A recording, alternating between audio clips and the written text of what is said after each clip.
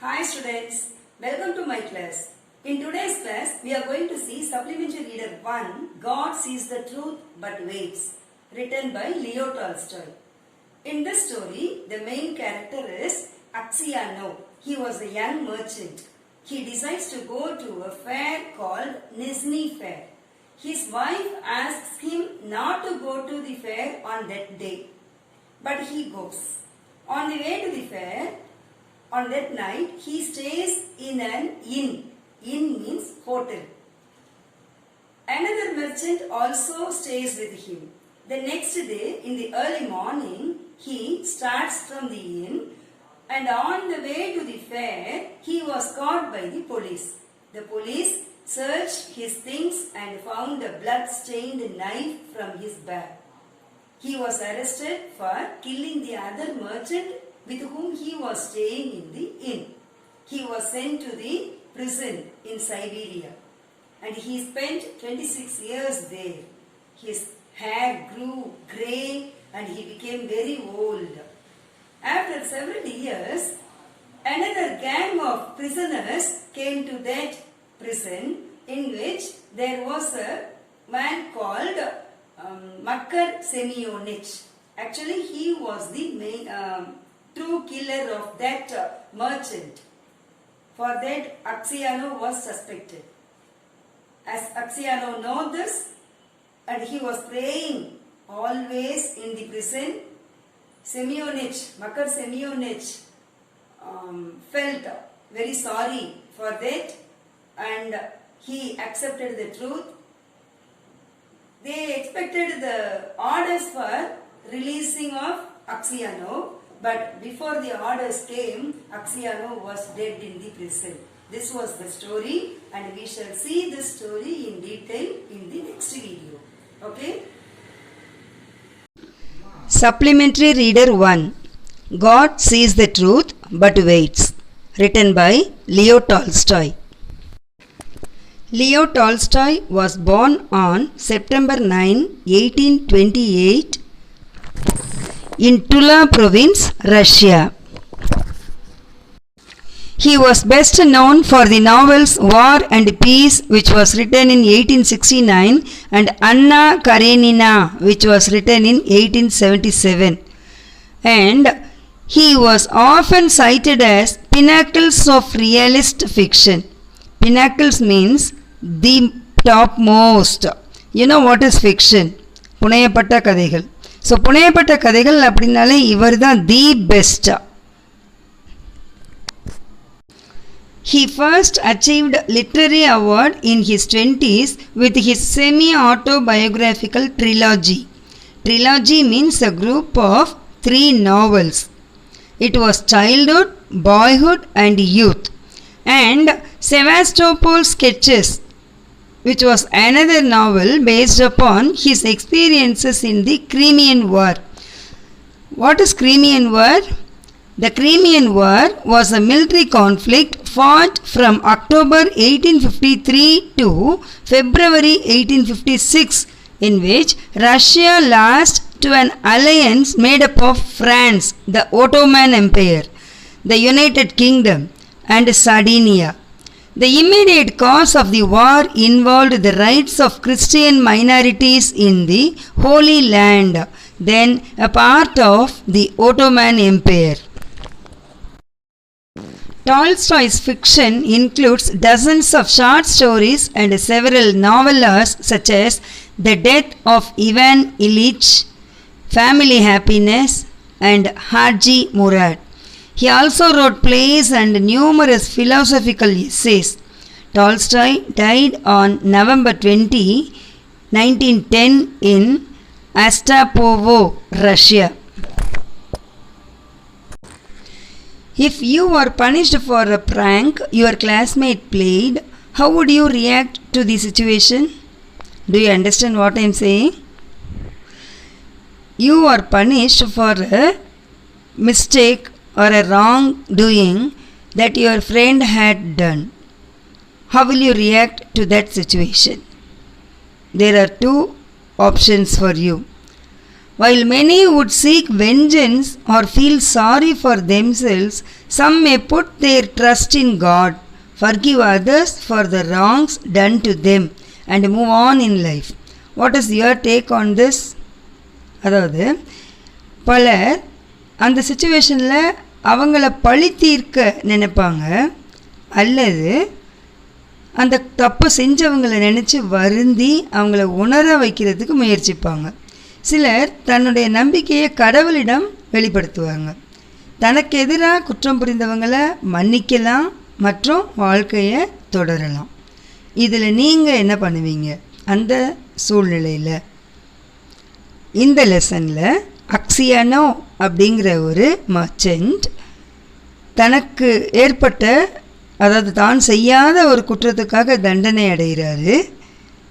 பிறகு அந்த குற்றத்தை உண்மையிலேயே செய்தவர் யார் அப்படிங்கிறதையும் தெரிய வராரு. அந்த நேரத்தில் எப்படி ரியாக்ட் பண்ணுறாரு அப்படிங்கிறது தான் இந்த story.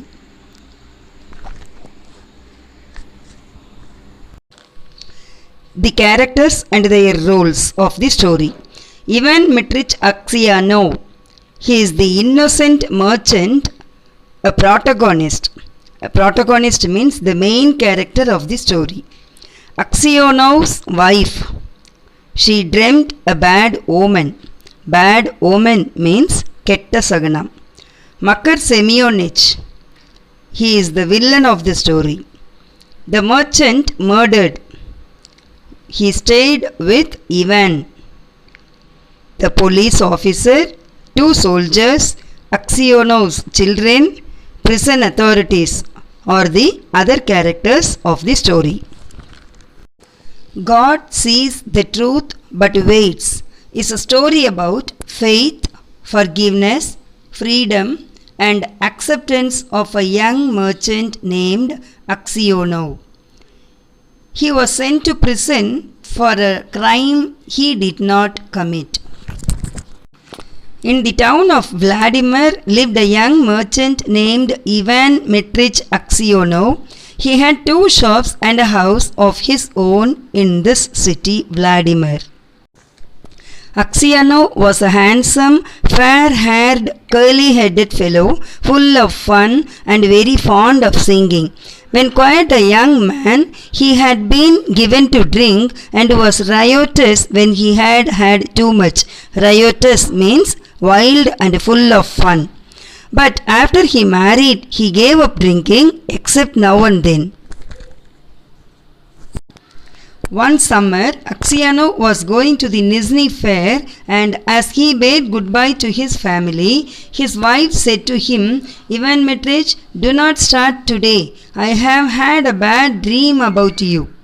Aksionov laughed and said, "You are afraid that when I get to the fair, I shall go on a spree." Spree means a short time that you spend doing something you enjoy. Kaliyattam podrathu. His wife replied, "I do not know what I am afraid of. All I know is that I had a bad dream. I dreamt you returned from the town, and when you took off your cap, I saw that your hair was quite grey." Aksionov laughed. "That's a lucky sign," he said. He also said that he would sell out all his goods and bring her some presents from the fair. So he said goodbye to his family and drove away. When he had travelled halfway, he met a merchant whom he knew, and they put up at the same inn for the night.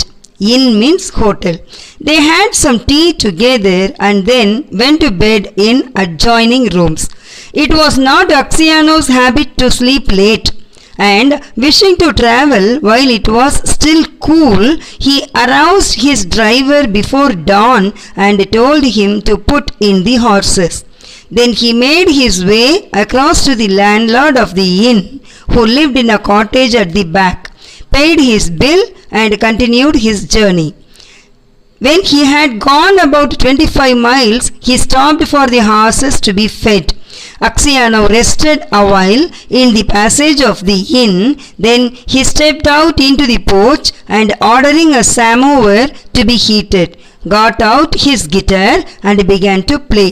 Samovar means a highly decorated tea urn used in Russia. Urn means a jar. Suddenly, a troika, that is a horse carriage, drove up with tinkling bells, and an official alighted, followed by 2 soldiers. He came to Aksionov and began to question him, asking him who he was and when he came. Aksionov answered him fully and said, "Won't you have some tea with me?" But the official went on cross-questioning him and asking him, "Where did you spend last night? Were you alone or with a fellow merchant? Did you see the other merchant this morning? Why did you leave the inn before dawn?" Aksionov wondered why he was asked all these questions. But he described all that had happened and then added, "Why do you cross-question me as if I were a thief or a robber, sir? I am travelling on business of my own, and there is no need to question me." Then the official, calling the soldiers, said, "I am the police officer of this district, and I question you because the merchant with whom you spent last night has been found with his throat cut. We must search your things." They entered the house. The soldiers and the police officer unstrapped, that is, opened Aksionov's luggage and searched it. Suddenly, the officer drew a knife out of a bag, crying, "Whose knife is this?" Aksionov looked, and seeing a blood-stained knife taken from his bag, he was frightened. "How was it there is blood on this knife?" Aksionov tried to answer, but could hardly utter a word, and only stammered. He could not speak. "I don't know, not mine."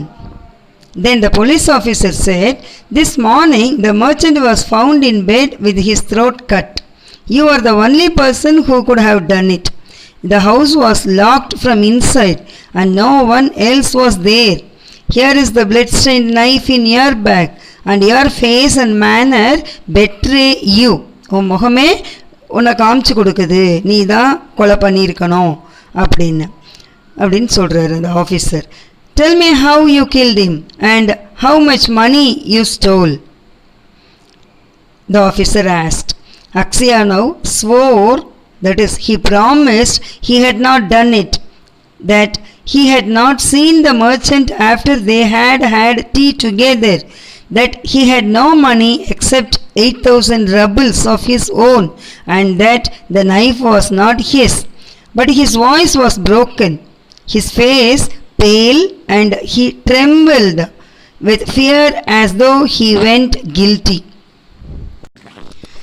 The police officer ordered the soldiers to bind Aksionov and to put him in the cart. As they tied his feet together and flung him into the cart, Aksionov crossed himself and wept. His money and goods were taken from him, and he was sent to the nearest town and imprisoned there.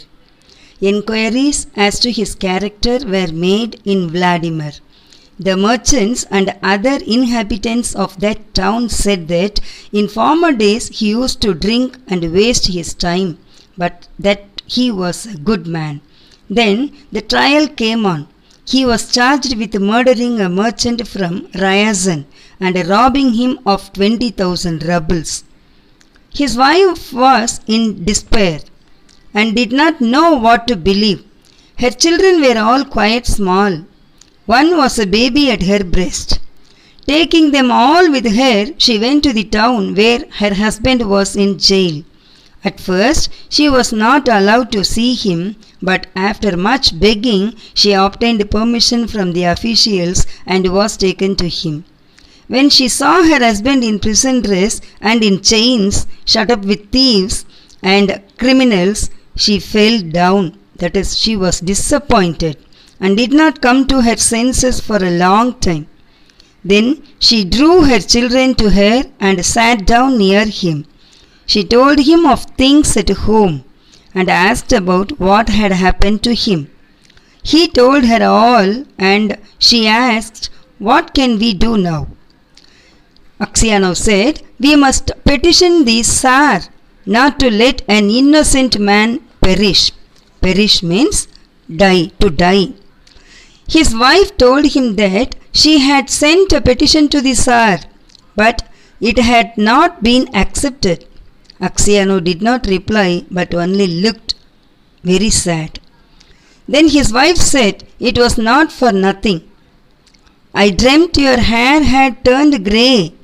You remember? You should not have started that day." And passing her fingers through his hair, she said, "Vanya, dearest, tell your wife the truth. Was it not you who did it?" "So you too suspect me?" said Axiano, and hiding his face in his hands, he began to weep. Then a soldier came to say that the wife and children must go away, and Axiano said goodbye to his family for the last time. When they were gone, Axiano recalled what had been said, and when he remembered that his wife also had suspected him, he said to himself, "It seems that only God can know the truth. It is to Him alone we must appeal, and from Him alone expect mercy." And Axiano wrote no more petitions, gave up all hope, and only prayed to God. Axiano was condemned to be flogged and sent to the mines. Condemned means to sentence somebody, that is to say what somebody's punishment will be. So he got punishment from the officials. What punishment it was? To be flogged. அதாவது சாட்டையில் அடி கொடுக்கறது, சாட்டை அடி கொடுங்க இவனுக்கு அப்படின்னு சொல்லி அந்த அஃபிஷியல் ஆர்டர் போடுறாரு. அண்ட் சென்ட் டு தி மைன்ஸுக்கு, அதாவது பிரசனுக்கு அனுப்புங்க அப்படின்னு சொல்றாரு. So he was flogged with a knot, and when the wounds made by the knots were healed, he was driven to Siberia with other convicts. Okay students, we shall stop with this in today's class, and we shall see in the next class what happens to Axiano in the prison.